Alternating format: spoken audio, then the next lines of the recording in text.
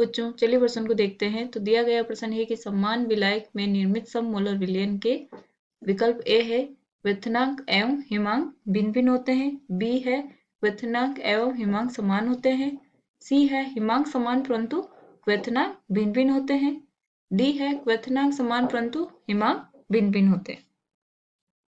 तो हमें सबसे पहले हमें देखना है कि जो हम समान विलायक में निर्मित सममोलर विलयन में उसका जो क्वथनांक होता है और हिमांक होता है उसमें क्या अंतर होता है। विकल्प हमें दिए गए हैं। तो सबसे पहले हम क्या लिखेंगे, मुख्य उदाहरण। तो मुख्य उदाहरण हम क्या हो जाएगा, विलयनों का अणुसंख्या के गुणधर्म। तो इसमें हमें क्या क्या पढ़ते हैं, एक तो वाष्प दाब में अवनमन, क्वथनांक में उन्नयन और हिमांक में अवनमन और प्राशन दाब पढ़ते हैं। तो इसमें हमारा जो क्वेश्चन में उपयोग हुए वो क्या है, एक तो क्वथनांक में उन्नयन, दूसरा क्या है हिमांक में अवनमन। तो हमें पता होना चाहिए क्वथनांक में उन्नयन क्या होता है और हिमांक में अवनमन क्या होता है, उनके सूत्र क्या क्या किस तरह से प्रदर्शित किए जाते हैं। चलिए सबसे पहले हम देखते हैं क्वेश्चन। तो हमें बोला गया है कि समान विलायक में निर्मित सममोलर विलयनों के, इसका मतलब क्या है, हमारे पास दो विलयन है, मान लिया विलयन ए विलयन बी।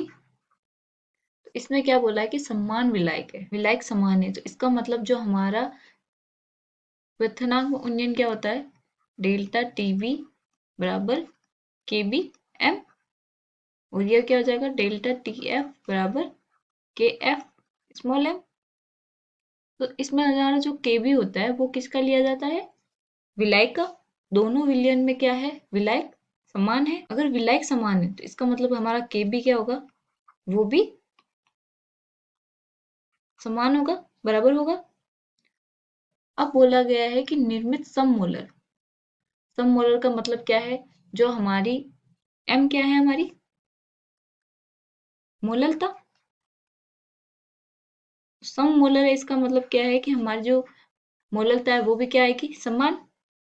तो एम ए बराबर आएगा एम बी के। तो इसका क्या मतलब हुआ कि जो हमारा क्वथनांक है वो क्या होगा, समान। अब देखते हैं हिमांक में।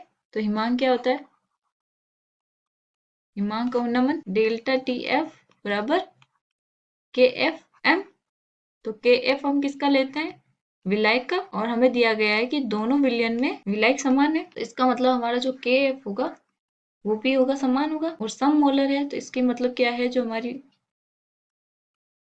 सम मोलर मीन्स समान मोललता। इसका मतलब जो हमारा डेल्टा टी एफ आएगा ए का बराबर आएगा डेल्टा टी एफ बी के।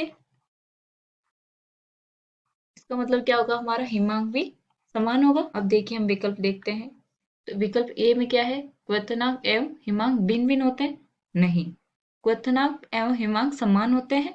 तो हमने लिखा था समान क्वथनांक भी समान होते हैं और हिमांक भी समान होते हैं। जो हमारा बी विकल्प है वो एकदम सही है। आशा करती हूँ आपको समझ में आया होगा। धन्यवाद।